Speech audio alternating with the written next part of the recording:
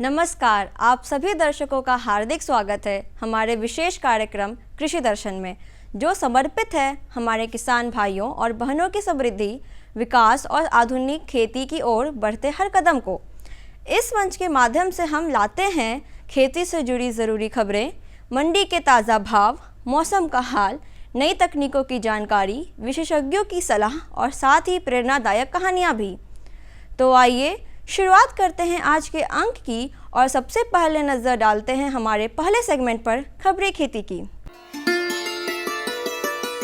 नमस्कार किसान भाइयों और बहनों, खबरें खेती की के इस खास अंक में आपका स्वागत है। मैं खुशबू और आज हम फिर हाजिर हैं खेती बाड़ी से जुड़ी वे खबरें और जानकारियां लेकर। आज हम बात करेंगे बाढ़ प्रभावित इलाकों में पशुओं की देखभाल, मछुआरों के लिए सरकार की नई योजनाएं, मकई की उन्नत किस्में, तालाब में मछली और बत्तख पालन की आधुनिक तकनीक। तो आइए शुरुआत करते हैं आज की मुख्य समाचारों से। बाढ़ प्रभावित इलाकों में पशुपालन विभाग अस्थायी पशु चिकित्सा शिविर लगाए, निःशुल्क इलाज और चारा वितरण जारी। मछुआरों के रजिस्ट्रेशन से मिलेगा सरकारी योजनाओं, अनुदान और बीमा का लाभ। मकई की उन्नत किस्मों से रिकॉर्ड उत्पादन और रोग प्रतिरोधक क्षमता में सुधार। मिनी दाल मशीन से दालों की सफाई और प्रसंस्करण अब हुआ आसान। वैशाली के बाढ़ प्रभावित इलाकों में पशुओं की देखभाल के लिए पशुपालन विभाग ने विशेष कदम उठाया है। विभाग के निदेशक डॉक्टर प्रभा कुमारी के अनुसार अस्थायी पशु चिकित्सा शिविर स्थापित किए गए, जहां पशुओं का निःशुल्क इलाज हो रहा है। मोबाइल पशु चिकित्सा वाहन के माध्यम से भी सेवाएं दी जा रही है। साथ ही पशुपालकों को सूखा चारा और दवाइयां वितरित की जा रही है, ताकि पशुओं को पौष्टिक आहार और समय पर उपचार मिल सके। पशुपालकों को सलाह दी जाती है कि वे अपने पशुओं को स्वच्छ स्थान पर रखें और संतुलित आहार के साथ नियमित कीटनाशक दवाएं दें। कृमिनाशक दवाएं मुख्य रूप से सारे जानवरों को खिलवाते हैं, डिवर्मिंग मास लेवल पर करवाते हैं, मतलब सारे पशु को ही खिलवा देते हैं। जो प्रेग्नेंट है उन्हें छोड़ करके सारे पशु को खिलवाते हैं ताकि वो बीमारी से बचें। अगर उससे भी अधिक किसी भी जानवर को परेशानी हो तो निकटतम पशु चिकित्सालय या अभी फिलहाल पशु चिकित्सा राहत शिविर में जाकर के समुचित इलाज करवा सकते हैं। वहां पर हमारे विभाग से सारी दवाएं उपलब्ध है। मत्स्य विभाग बिहार सरकार ने मछुआरों के लिए रजिस्ट्रेशन की प्रक्रिया शुरू की है। रजिस्ट्रेशन करवाने पर उन्हें कई योजनाओं का सीधा लाभ मिलेगा। विभाग के निदेशक गणेश राम बताते हैं कि संचयन आधारित मत्स्य प्रग्रहण और केज अधिस्थापन पर 60 से 80% तक अनुदान दिया जाएगा। इसके अलावा मत्स्य फसल बीमा योजना के तहत बीमा कवरेज भी प्रदान किया जाएगा। मछुआरों को प्रशिक्षण, वित्तीय सहायता और प्रदर्शन अनुदान जैसी सुविधाएं भी मिलेंगी। यह रजिस्ट्रेशन विभाग की आधिकारिक वेबसाइट fisheries.bihar.gov.in पर जाकर कराया जा सकता है। मकई की खेती में उन्नत किस्में किसानों के लिए वरदान साबित हो रही है। लक्ष्मी सिक्का किस्म अपने रिकॉर्ड उत्पादन के लिए जानी जाती है और इसकी जड़ें मजबूत होती हैं। PMH1 उच्च उत्पादकता और रोग प्रतिरोधक क्षमता के लिए प्रसिद्ध है। वहीं HQPM1 अपनी गुणवत्ता और उपज के लिए खास है। प्रताप मक्का किस्म भी किसानों में लोकप्रिय है, क्योंकि यह अच्छी पैदावार और रोग प्रतिरोध देती है। इन किस्मों के प्रयोग से किसान भाई अपनी आमदनी को बढ़ा सकते हैं और उत्पादन में स्थिरता ला सकते हैं। तालाब में मछली पालन के साथ साथ बत्तख पालन किसानों के लिए दोहरी आमदनी का साधन बन रहा है। इस एकत्रित प्रणाली में तालाब की सफाई भी स्वतः हो जाती है, क्योंकि बतख जलीय पौधों और कीटों को खाती है। इससे मछलियों को स्वस्थ वातावरण मिलता है और उनका विकास तेज होता है। बतख से अंडे और मांस का उत्पादन होता है, जबकि मछलियों से प्रोटीन और आय का स्रोत मिलता है। इस तरह से कम संसाधनों का उपयोग करके किसान भाई अधिक लाभ उठा सकते हैं। मिनी दाल मशीन किसानों और घरेलू उपयोगकर्ताओं के लिए उपयोगी उपकरण है। इससे दालों की सफाई, छटाई और पॉलिश आसानी से की जा सकती है। मशीन से तैयार की गई दालों की गुणवत्ता बेहतर होती है और उनका बाजार मूल्य भी बढ़ जाता है। यह उपकरण समय और श्रम की बचत के साथ साथ किसानों को अतिरिक्त आमदनी का साधन भी प्रदान करता है। आज की सफलता की कहानी है हाजीपुर वैशाली जिले के किसान राजेश कुमार की। उन्होंने हाइब्रिड भिंडी और फूल गोभी की खेती से अच्छा मुनाफा कमाया है। इसके साथ ही उन्होंने नेनुआ और अन्य सब्जियों का उत्पादन शुरू किया, जिससे उनकी आय में और वृद्धि हुई। राजेश कुमार बताते हैं कि मिट्टी की गुणवत्ता और जलवायु का ध्यान रखकर वे खेती में बेहतर परिणाम पा रहे हैं। उनकी मेहनत और लगन आज उन्हें प्रगतिशील किसानों की श्रेणी में खड़ा कर रही है। हम भिंडी का खेती करते हैं, इसको सीजनली है, ये 7वां महीना से शुरू करते हैं और इसको 2 से 3 महीना तक तोड़ते हैं। इसको तोड़ने के बाद जो है भिंडी मार्केट में, मंडी में ले जा कर के इसको हम बेच देते हैं। और इसमें जन और अपने भी मेहनत करते हैं, जन के द्वारा भी इसका उपयोग लेते हैं। और कुछ खेती जो है गोभी का भी करते हैं सीजनली, जो लगभग 8 से 10 कट्ठा भिंडी लगा देते हैं, 8 कट्ठा के आसपास गोभी भी लगा देते हैं और ये सीजनली खेती होती है। आइए अब एक नजर डालते हैं पटना के मंडियों पे और जानते हैं आज के ताजा भाव। लोकल गेहूं 2800 रुपये प्रति क्विंटल, एमपी गेहूं 3800 रुपये प्रति क्विंटल, उसना चावल 3400 रुपये प्रति क्विंटल, बासमती चावल 14000 रुपये प्रति क्विंटल। याद रखें, मंडी में भाव रोज बदलते हैं। अगर दाम अनुकूल ना हो तो उपज को थोड़े समय के लिए रोकना भी फायदेमंद साबित हो सकता है। किसान भाइयों, आज पटना और आसपास के इलाकों में अधिकतम तापमान 33 डिग्री और न्यूनतम 27 डिग्री रहने की संभावना है। दिन भर उमस भरा मौसम रहेगा और बीच बीच में हल्की बारिश भी हो सकती हैं। तो ये थी आज की प्रमुख खेती बाड़ी से जुड़ी खबरें, मंडियों के ताज़ा भाव और मौसम का पूर्वानुमान। साथ ही हमने जानी कुछ नई तकनीकें और मशीनें जिनसे खेती और पशुपालन को और अधिक सशक्त और लाभकारी बनाया जा सकता है। और हाँ, हमें मिली एक किसान की प्रेरणादायक सफलता की कहानी भी, जिसने साबित किया कि परंपरागत खेती भी अगर सही तरीके से की जाए तो बेहतर मुनाफा और पहचान दोनों मिल सकते हैं। अब समय है हमारे अगले सेगमेंट का, जिसमें हम जुड़ेंगे एक और महत्वपूर्ण जानकारी के साथ। यह विषय न सिर्फ खेती किसानी से जुड़े लोगों के लिए महत्वपूर्ण है, बल्कि इससे जुड़ी बातें आने वाले समय में नए अवसरों के द्वार भी खोल सकती है। तो आइए विस्तार से समझते हैं इस विषय को हमारे विशेषज्ञ के माध्यम से। नमस्कार दर्शकों, मैं अर्पिता स्नेहा आप सभी का बहुत बहुत स्वागत करती हूँ।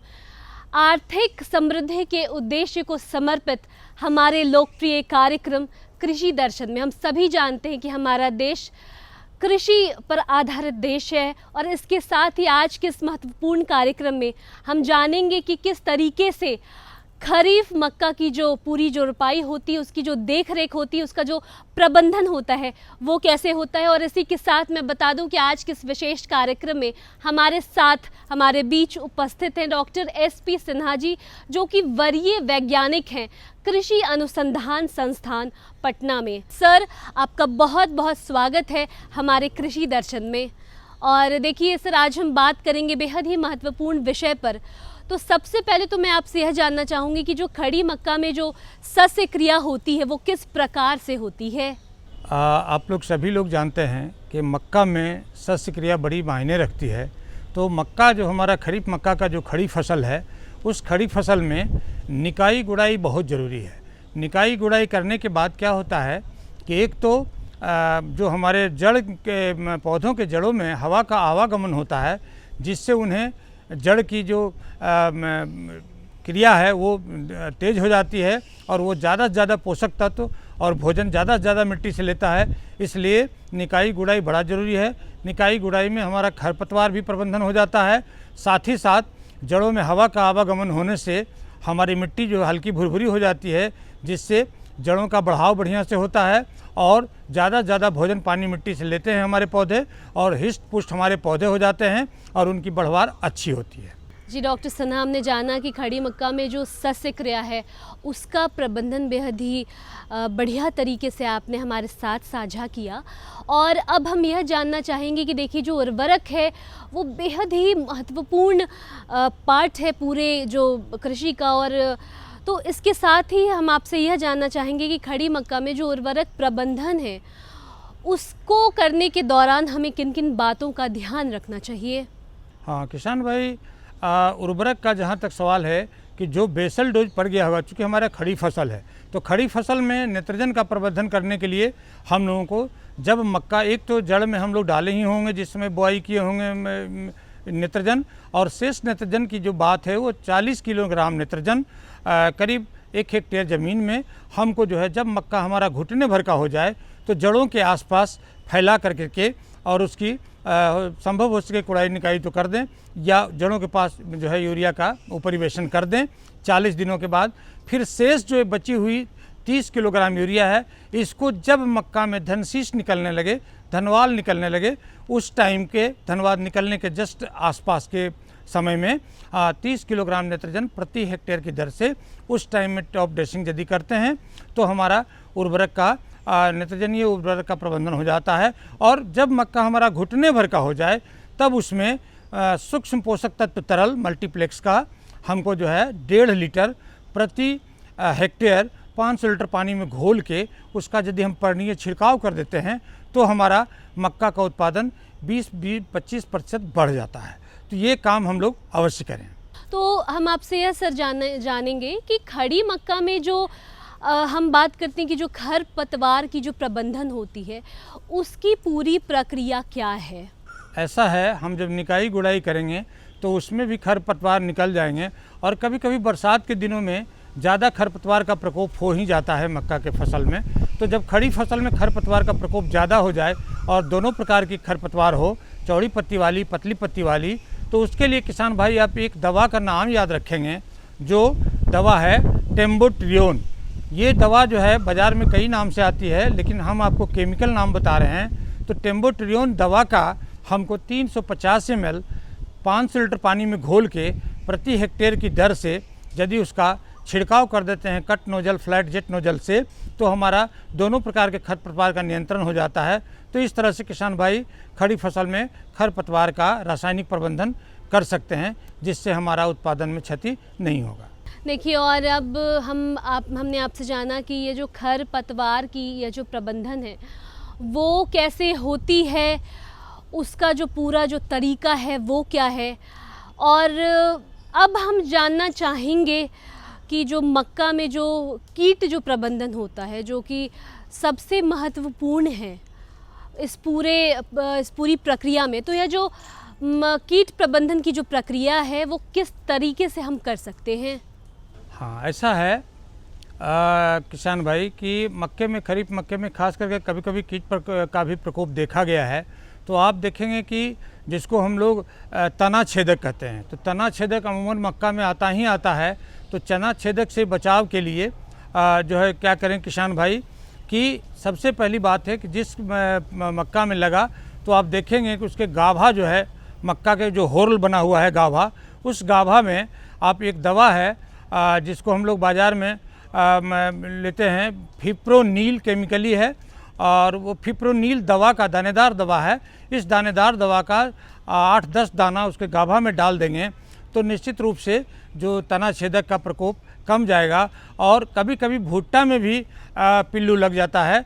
वही तना छेदक जब भुट्टा बन जाता है तो वही तना छेदक भुट्टा में दाने को खाने लगता है।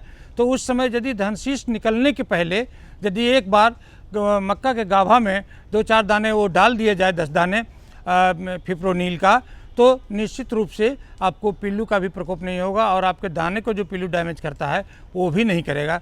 तो इस तरह से कर सकते हैं जी। और सर, चूँकि वक्त की सीमा है, जाते जाते हमारे किसान भाइयों को आप यह बताएं कि मक्का में यह जो व्याधि नियंत्रण होता है वो किस प्रकार होता है? किसान भाई, खास करके खरीफ मक्का में कभी कभी ऐसा देखा गया है कि स्टॉक गलन, जड़ गलन या स्टॉक गलन का बीमारी होती है जो महकती है बहुत, और वैसा वाला महकने वाला बीमारी हो गया मक्का के डंठल में, तो उसमें क्या करना है कि 4 किलो ब्लीचिंग पाउडर 1000 लीटर पानी में घोल के और उसका छिड़काव कर दिया जाए 1 हेक्टेयर में, तो ये हो जाता है। फिर 15 दिनों बाद एक स्प्रे और कर दिया जाता है इसी का, तो ये जो है स्टॉक रॉट की समस्या ठीक हो जाती है। और कभी कभी पत्र धब्बा रोग होता है, तो पत्र धब्बा रोग जब दिखे तो उसके लिए हम लोगों को एक दवा है मैंकोजेब 2 ग्राम प्रति लीटर पानी में डाल के और उसका पर्णीय छिड़काव कर दें तो पत्र धब्बा रोग भी ठीक हो जाता है। और कभी कभी मक्का में हरदा रोग आ जाता है, पत्ता हरदी के रंग का हो जाता है, उसको हरदा रोग कहते हैं, तो उसके लिए भी हमारा जो है यही दवा मैंकोजेब, ये दवा 2 ग्राम 1 लीटर पानी में घोल के और इसका जो है छिड़काव कर देंगे तो हरदा रोग भी समाप्त हो जाएगा। तो इस तरह से किसान भाई शस्य क्रिया अच्छा से करेंगे, खेतों में पानी नहीं लगने दें, क्योंकि मक्का जो है बड़ा सेंसिटिव होता है जल का, तो जल नहीं लगने दें, खेत में जल जमाव नहीं होने पाए, और कीट का नियंत्रण करें, व्याधि का प्रबंधन करें, उर्वरक का प्रबंधन सही ढंग से करें, तो निश्चित रूप से आपका ज़्यादा से ज़्यादा उत्पादन होगा। सर, आप हमारे कार्यक्रम में आए, अपना कीमती वक्त दिया, इसके लिए आपका बहुत बहुत धन्यवाद। जी, आपको भी धन्यवाद। तो दर्शकों, इस तरीके से डॉक्टर SP सिन्हा वरीय वैज्ञानिक से हमने जाना कि मक्का और जो खरीफ की यह देखरेख हम किस तरीके से कर सकते हैं। हमने यह भी जाना कि उर्वरक का प्रबंधन हम कैसे करेंगे, और इसके साथ ही जो कीट नियंत्रण होता है, व्याधि नियंत्रण होता है और खरपतवार का जो नियंत्रण होता है, इसकी हमने पूरी प्रक्रिया पर बातचीत की। तो मेरे जो किसान भाई, हमारा यह कार्यक्रम कृषि दर्शन आप जो देख रहे हैं, इन बातों का आप खास ख्याल रखेंगे। मक्का की रोपाई के वक्त उसके सारे प्रबंधन का आप ख्याल रखेंगे। तो इसी के साथ मैं उम्मीद करती हूँ कि हमारी यह जो पूरी जो परिचर्चा है ये आपके लिए लाभकारी रही होगी। तो इसी के साथ आप सबों से मैं आपकी एंकर अर्पिता से विदा लेती हूँ, इस वादे के साथ कि हम फिर मिलेंगे हमारे इसी कृषि दर्शन कार्यक्रम में एक नए विषय और विशेषज्ञ के साथ। तब तक के लिए मुझे दीजिए इजाज़त और आप देखते रहें DD बिहार। नमस्कार। विशेषज्ञ से मिली ये उपयोगी जानकारियाँ निश्चित रूप से आपके लिए लाभकारी सिद्ध होंगी। अब समय है एक छोटे से विराम का। आप कहीं जाइएगा मत, क्योंकि ब्रेक के बाद हम लौटेंगे और भी रोचक और उपयोगी जानकारी के साथ। बने रहिए हमारे साथ कृषि दर्शन में। हर जोखिम से निकल कर फसल आए, सुरक्षित हो जाए, फसल बीमा से हर किसान अब आत्मनिर्भर हो जाए। अब सूखा पड़े या बाढ़ आ जाए कोई डर नहीं, अब ओले पड़े या कीट पतंगे फसल खा जाए कोई फिक्र नहीं। अब कैसी भी आपदा हमारी फसल पे आ जाए, क्षति होने पर हमारे दावों का उचित भुगतान मिलता है, क्योंकि हमने लिया है प्रधानमंत्री फसल बीमा। बुआई से फसल कटाई तक हर जोखिम का दावा, न्यूनतम प्रीमियम पर अधिकतम भुगतान का वादा। योजना से हर साल जुड़ रहे हैं 5 करोड़ से ज्यादा किसान। अब आपकी है बारी। नजदीकी कृषि कार्यालय, सहकारी समिति, बैंक शाखा, अधिकृत बीमा कंपनी या जन सेवा केंद्र में स्वेच्छा से करा सकते हैं पंजीकरण। फसल बीमा पोर्टल या फसल बीमा ऐप द्वारा भी किया जा सकता है पंजीकरण। प्रधानमंत्री फसल बीमा योजना, आपकी फसलों का संपूर्ण सुरक्षा कवच। कृषि एवं किसान कल्याण मंत्रालय, भारत सरकार। अरे भाई, सुना नहीं क्या? KCC ने किसानों का जिंदगी बदल दिया है।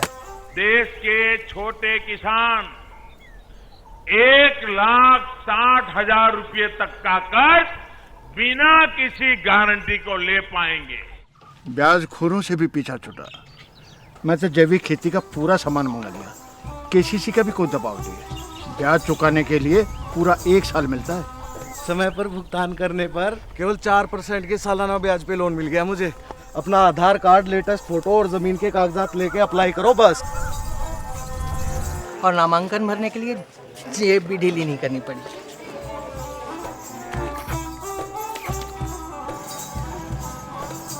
चाचा, उधार चुकाने के 24 घंटे के बाद उतने ही पैसे वापस निकाल सकते हैं। केसीसी ने किसानों की जिंदगी वाकई बदल दी है। तो आप भी किसान क्रेडिट कार्ड अपनाएं और सहजता से ऋण पाएं। ब्रेक के बाद एक बार फिर से स्वागत है आपका हमारे खास कार्यक्रम कृषि दर्शन में। अब पेश है हमारा अगला सेगमेंट, एक संक्षिप्त लेकिन ज्ञानवर्धक फीचर फिल्म, जिसमें हम देखेंगे खेती से जुड़े महत्वपूर्ण विषय पर एक रोचक प्रस्तुति। तो आइए देखते हैं आज की यह विशेष फिल्म। ये है नया बदलता भारत, जहां कृषि को मिल रही है तकनीक की ताकत। आज युवा किसानों की आधुनिक दृष्टिकोण और नवाचार कृषि में नई उम्मीदें जगा रहे हैं। आधुनिक कृषि की ये नई तस्वीर खेती को प्रभावशाली और सुसंगत व्यवसाय बना रही है। कृषि के पुराने तरीकों से कीट, रोग और मौसम में उतार चढ़ाव जैसी समस्याओं का समाधान संभव नहीं है। इस बात को समझते हुए माननीय प्रधानमंत्री श्री नरेंद्र मोदी जी ने कृषि को भी धीरे धीरे हाईटेक बनाने की पहल की है। ड्रोन टेक्नोलॉजी हमारे कृषि सेक्टर को दूसरे लेवल पर ले जाने वाली है। किस जमीन पर कितनी और कौन सी खाद डालनी है, मिट्टी में किस चीज की कमी है, कितनी सिंचाई करनी है, ये भी हमारे यहाँ अंदाजे से होता रहा है। ये कम पैदावार और फसल बर्बाद होने का बड़ा कारण रहा है। लेकिन स्मार्ट टेक्नोलॉजी आधारित ड्रोन यहां भी बहुत काम आ सकते हैं। प्रधानमंत्री जी के दूरदर्शी नेतृत्व में केंद्रीय कृषि एवं किसान कल्याण मंत्रालय बड़ी तेजी से किसानों को टेक्नोलॉजी से जोड़ रही है। सरकार कृषि कार्यों के लिए ड्रोन के उपयोग को प्रोत्साहित कर रही है। किसान ड्रोन कृषि उद्योग में क्रांति ला रहा है। यह तकनीक भारतीय कृषि समुदाय का भविष्य है। ड्रोन का प्रयोग पारंपरिक खेती के तरीकों को बदल रहा है। ड्रोन एक आधुनिक तकनीक एक नई आई है, जिससे हमें उससे बहुत फ़ायदा हो रहा है। जो दवाई डाल देते हैं ड्रोन में उड़ के स्प्रे करती है जैसे, और दवाई भी छिड़कती है, हम बचाव होता है, शरीर का बचाव होता है, उससे बहुत सारे फ़ायदे हैं। पहले हम स्प्रे करते थे मशीन में 100 लीटर पानी 200 लीटर पानी में 1 किलो स्प्रे होती थी, अब उसमें 10 लीटर पानी में 1 किलो स्प्रे होती है। अत्याधुनिक तकनीक, हाई रेजोल्यूशन कैमरों और उन्नत सेंसर से लैस किसान ड्रोन भारतीय कृषि क्षेत्र की काया पलट करने की क्षमता रखता है। कीटनाशकों और उर्वरकों का छिड़काव, हवाई निगरानी, फसल और मृदा स्वास्थ्य की निगरानी, बीजारोपण, क्षतिग्रस्त फसलों का आकलन और फसल बीमा के दावों का तेजी से निपटान के अलावा फसलों के स्वास्थ्य संबंधी रियल टाइम जानकारी दे सकता है। यह कीटों, बीमारियों और पोषक तत्वों की कमी की पहचान कर सकता है। इसकी मदद से समय रहते किसान अपनी फसलों की सुरक्षा के उपाय कर सकते हैं। इससे सबसे बड़ा फायदा है कि आप इसमें दवाई डाल के और इसको भर के छोड़ देंगे, पूरे खेत में करके वापस वहीं आ जाएगा। आप जैसे खेत में नहा धोकर गए थे वैसे के वैसे वापस आओगे। साथ ही किसान ड्रोन का प्रयोग स्वामित्व योजना के अंतर्गत भूमि अभिलेखों के डिजिटलाइजेशन और पशुधन ट्रैकिंग के लिए भी किया जा सकेगा। वैसे तो किसान ड्रोन आज देश की जरूरत है, पर ड्रोन चलाने के लिए प्रशिक्षित ऑपरेटर्स की कमी, ड्रोन के रखरखाव की चुनौती और ड्रोन चलाने के लिए जरूरी सुरक्षा निर्देशों की जानकारी की कमी जैसी कुछ समस्याएं अभी भी बनी हुई हैं। इन समस्याओं के निदान के लिए केंद्रीय कृषि और किसान कल्याण मंत्रालय ने कई पहल किए हैं, जिनमें नीतिगत परिवर्तन भी शामिल हैं। कृषि मंत्रालय द्वारा कृषि संस्थानों को 10 लाख तक का अनुदान, व्यक्तिगत किसानों की सहकारी समितियों जैसे CHC और FPO को भी ड्रोन की खरीद के लिए वित्तीय सहायता मिलती है। किसानों के खेतों में ड्रोन के लिए फार्म मशीनरी प्रशिक्षण और परीक्षण संस्थानों FMTTI, भारतीय कृषि अनुसंधान परिषद ICAR संस्थानों, कृषि विज्ञान केंद्रों तथा राज्य कृषि विश्वविद्यालयों को कृषि यंत्रीकरण उप मिशन के तहत आकस्मिक व्यय के साथ ड्रोन लागत की 100% दर पर वित्तीय सहायता प्रदान की जाती है। वित्तीय सहायता और अनुदान प्रदान करने के अलावा ड्रोन फैसिलिटेशन सेंटर का विकास भी किया जा रहा है। कुशल ड्रोन ऑपरेटर्स की कमी को पूरा करने के लिए प्रशिक्षण कार्यक्रम चलाए जा रहे हैं। प्रशिक्षित किसानों की DGCA द्वारा सभी जरूरी औपचारिकताएं प्रशिक्षण केंद्रों में ही पूरी कर ली जाएं, यह भी सुनिश्चित किया जा रहा है। ड्रोन प्रौद्योगिकियों के अनूठे लाभों को ध्यान में रखते हुए मंत्रालय ने ड्रोन के जरिए 10 तरह के फसलों पर कीटनाशक के छिड़काव हेतु मानव संचालन प्रक्रिया SOP जारी किए हैं। आधुनिक कृषि उद्योग एक महत्वपूर्ण मोड़ पर है। कल तक जो किसान संसाधन के अभाव में मजबूर था, वो अब तकनीक की ताकत से मजबूत हो रहा है। नए भारत की नई तस्वीर गढ़ रहा है।